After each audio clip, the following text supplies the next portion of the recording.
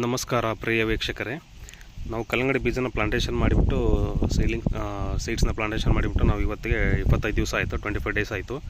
ನಾವು ಮಾಡಿರೋದು ಡಿಸೆಂಬರ್ 18ರಂದು ಬುಧವಾರ ಮಾಡಿದ್ವಿ. ನಾವು ಡಿಸೆಂಬರ್ 18th ವೆಡ್ನೆಸ್ಡೇ ಸೀಡು ಬಿತ್ತನೆ ಮಾಡಿದ್ದು. ಇವತ್ತು ಬಂದುಬಿಟ್ಟು ಜನವರಿ 12, ಇವತ್ತು ಭಾನುವಾರ ಬಂದಿದೆ. ಇವತ್ತಿಗೆ 25 ದಿವಸ ಆಗುತ್ತೆ. 25 ದಿವಸದ ಬೆಳೆ ಈ ಥರ ಇದೆ ನೋಡಿ ವೀಕ್ಷಕರೇ.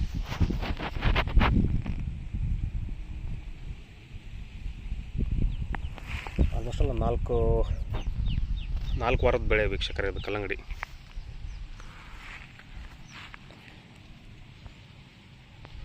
ಇವಾಗ ಇದನ್ನು ನಾವು ಪಿಂಚಿಂಗ್ ಮಾಡಬೇಕು ವೀಕ್ಷಕರೇ. ಇದನ್ನು 4 ವಾರ ಆದಮೇಲೆ ಇವಾಗ 4 ವಾರ ಆಯಿತು ನಮ್ಮದು ಮಾಡಿಬಿಟ್ಟು 25 to 30 ಡೇಸ್ ಒಳಗಡೆ ನಾವು ಪಿಂಚಿಂಗ್ ಮಾಡಬೇಕು. ಬಳ್ಳಿ ಈ ಥರ ಬಂದಿದೆ ನೋಡಿ ವೀಕ್ಷಕರೇ, ಹೆಲ್ತಿಯಾಗಿ ಬಂದಿದೆ. ನಾವು ಲೀಫ್ ಮೈನರ್ಗೆ ಸ್ಪ್ರೇನು ಮಾಡಿದ್ವಿ, ಕಂಟ್ರೋಲ್ ಆಗಿದೆ. ಆದರೆ ಇನ್ನೊಂದು ಸ್ವಲ್ಪ ಒಂದೊಂದಿದೆ ಲೀಫ್ ಮೈನರ್, ಅಲ್ಲೊಂದಿದೆ ಲೀಫ್ ಮೈನರ್ ಇದೆ. ಇನ್ನೊಂದು ಸರಿ ನಾವು ಸ್ಪ್ರೇ ಮಾಡ್ತೀವಿ ಅದಕ್ಕೆ ಲೀಫ್ ಮೈನರ್ಗೆ. ಆಮೇಲೆ ಎನ್ ಪಿ ಕೆ ಫರ್ಟಿಲೈಸರ್ನ ಕೊಟ್ಟಿದ್ದೀವಿ ನಾವು, ಡ್ರಿಪ್ ಫರ್ಟಿಲೈಸರು 3 ಎಕರೆಗೆ 10 kg ವಾಟರ್ ಸಾಲ್ಯುಬಲ್ ಫರ್ಟಿಲೈಸರ್ ಕೊಟ್ಟಿದ್ದೀವಿ ನಾವು ಡ್ರಿಪ್ಪಲ್ಲಿ. N P ಕೆನ 13-0-45.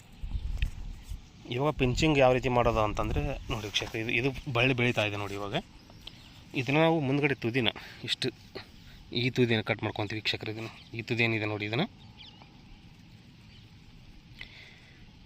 ಇಷ್ಟು ಕಟ್ ಮಾಡಿಬಿಡ್ತೀವಿ ವೀಕ್ಷಕರು. ಇದನ್ನು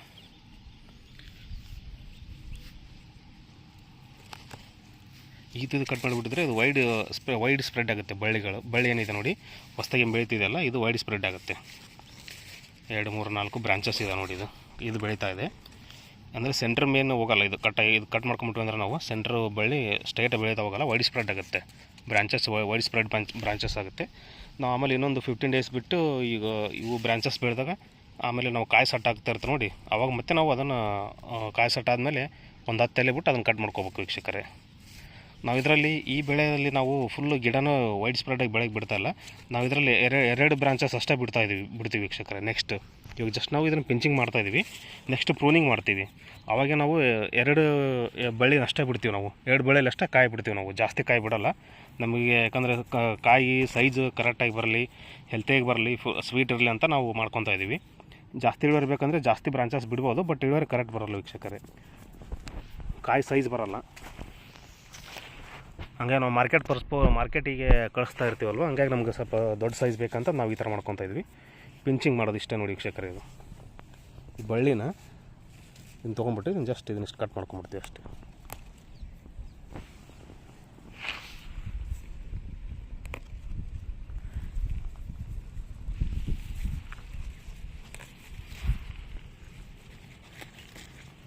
ಇದು ಪಿಂಚಿಂಗ್ ವೀಕ್ಷಕರೇ.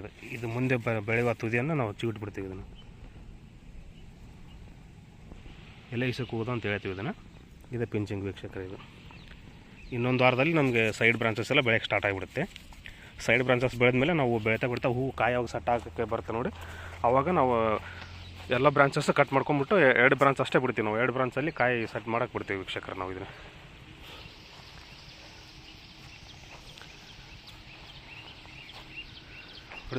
ಇದು ಪಿಂಚಿಂಗ್ನ 20-25 ದಿವಸ ಒಳಗಡೆ ಮಾಡಬೇಕು ವೀಕ್ಷಕರು. ನಮ್ಗೆ ಕರೆಕ್ಟಾಗಿ ಇವತ್ತು 25 ದಿವಸ ಆಯಿತು. ಇದು ಸರಿಯಾದ ಸಮಯ ವೀಕ್ಷಕರೇ ಪಿಂಚಿಂಗ್ ಮಾಡೋಕ್ಕೆ. ನೋಡಿ ಎಲ್ಲ ಬಳ್ಳಿ ಪಿಂಚಿಂಗ್ ಮಾಡ್ತೀವಿ, ಜಸ್ಟ್ ಮಾಡ್ಕೊಂಡ್ಬಿಡ್ತೀವಿ ವೀಕ್ಷಕರೇ.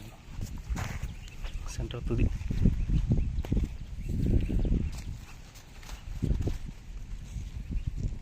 ಜಸ್ಟ್ ಚೂಟ್ಕೊಂಡ್ಬಿಡೋದು ವೀಕ್ಷಕರ ತುದಿನ.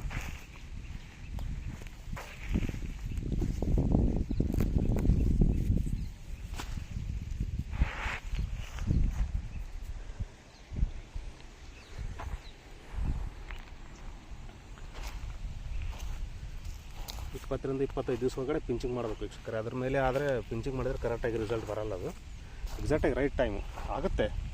1 ವಾರ ಹೆಚ್ಚು ಕಮ್ಮಿ ಮಾತ್ರ ನಡೆಯುತ್ತೆ, ಬಟ್ ಇವಾಗ ಎಕ್ಸಾಕ್ಟಾಗಿ ರೈಟ್ ಟೈಮು ಪಿಂಚಿಂಗ್ ಮಾಡೋಂದರೆ 20-25 ಡೇಸ್ ಒಳಗಡೆ ಪಿಂಚಿಂಗ್ ಮಾಡಬೇಕು ಎತ್ತಿದ ಮೇಲೆ.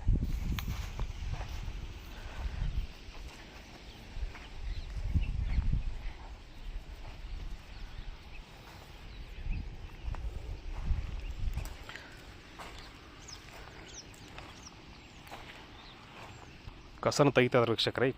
ಈ ಪಾಟಲ್ಲಿ ಕಸ ತೆಗೆದಿಲ್ಲ ಇನ್ನು, ಈ ಪಾಟಲ್ಲಿ ಕಸ ತೆಗಿತಾ ಇದ್ವಿ ನೋಡಿ. ಎಷ್ಟು ನೀಟಾಗಿ ಕಾಣ್ತಾ ಇದೆ ಕಸ ತೆಗೆದ್ಮೇಲೆ.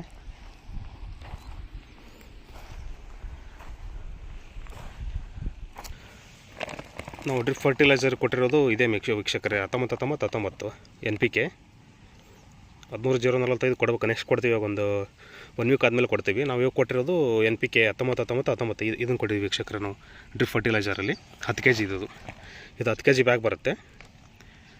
ಕಂಪ್ನಿ ಯಾವುದಾದ್ರು ಪರವಾಗಿಲ್ಲ ವೀಕ್ಷಕರೇ, ನಮಗೆ ಈ ಕಂಟೆಂಟ್ ಇರೋದು ಬ್ರ್ಯಾಂಡ್ ಡಿಪೆಂಡ್ ಅಲ್ಲ, ನಮಗೆ ಕಂಟೆಂಟ್ ಬೇಕು. ನಮಗೆ NPK ಸಿಕ್ಕಾಪಟ್ಟೆ ಬ್ರ್ಯಾಂಡ್ ಬಂದಿದ್ದಾವೆ ಈಗ ಮಾರ್ಕೆಟಲ್ಲಿ.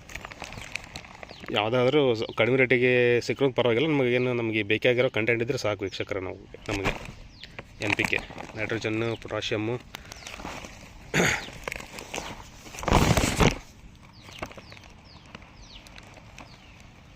ಪೊಟ್ಯಾಷಿಯಮ್, ಫಾಸ್ಫರಸ್ ಬರುತ್ತೆ ವೀಕ್ಷಕರೇ. ಅದು kg ನಾವು ಡ್ರಿಪ್ಪಲ್ಲಿ ಕೊಟ್ಟಿದ್ದೀವಿ ವೀಕ್ಷಕರೇ. ಡ್ರಮ್ಗೆ ಹಾಕ್ಕೊಂಬಿಟ್ಟು, ಈ ಡ್ರಮ್ಗೆ ನೀರು ಬಿಟ್ಟು ಡ್ರಮ್ಮಲ್ಲಿ ಹಾಕ್ಕೊಂಬಿಟ್ಟು ಒಂದು ಪೈಪ್, ಸಕ್ಷನ್ ಪೈಪ್ ಬರುತ್ತೆ. ಸಕ್ಷನ್ ಪೈಪ್ ವೀಕ್ಷಕರೇ ಇದು. ಈ ಪೈಪ್ನ ಡ್ರಮ್ಗೆ ಹಾಕ್ಕೊಂಬಿಟ್ಟು ಡ್ರಮ್ಮಲ್ಲಿ ಹಾಕ್ಬಿಟ್ಟು ಇಲ್ಲಿ ಜಸ್ಟ್ ನಾವಿಲ್ಲಿ ಸ್ವಲ್ಪ ಪ್ರೆಷರ್ನ ಈ ವಾಲ್ನ ನಾವು ತಿರ್ಕೊಂಡ್ಬಿಟ್ಟು ಸ್ವಲ್ಪ ಲೈಟಾಗಿ ಆಫ್ಗಿನ ಸ್ವಲ್ಪ ಜಾಸ್ತಿ ಸ್ವಲ್ಪ ತಿರ್ಕೊಂಡ್ಬಿಟ್ರೆ ನಾವು ಇಲ್ಲಿದ್ದ ಸಕ್ಷನ್ ಆಗುತ್ತೆ. ವೆಂಚೂರಿಯಿಂದ ವಾಟರ್ ಏನು ಜಗ್ಬೇಕಾದ್ರೆ ಇಲ್ಲಿ ಸಕ್ಷನ್ ಆಗಿ ಇಲ್ಲಿದ್ದ ಜಗ್ಗುತ್ತೆ ವೀಕ್ಷಕರೇ. ಡ್ರಿಪ್ ಫರ್ಟಿಲೈಸರ್ ಇಲ್ಲಿದ್ದ ವಾಟರ್ ಜೊತೆ ಮಿಕ್ಸ್ ಆಗಿ ಹೋಗ್ಬಿಡುತ್ತೆ. ಇದಕ್ಕೆ 3 ಎಕರೆಗೆ ನಾವು 10 kg water soluble NPK fertiliser ಕೊಟ್ಟಿದ್ದೀವಿ. ನೆಕ್ಸ್ಟ್ ಇನ್ನೊಂದು ವಾರ ಬಿಟ್ಟು ಇನ್ನೊಂದು 13-0-45 ಕೊಡ್ತೀವಿ ವೀಕ್ಷಕರೇ.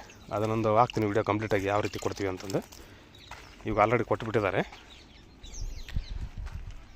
ಇದು 25 ದಿವಸದ ಬೆಳೆ ವೀಕ್ಷಕರೇ, ಕಲ್ಲಂಗಡಿ ಬೆಳೆ ಇದು.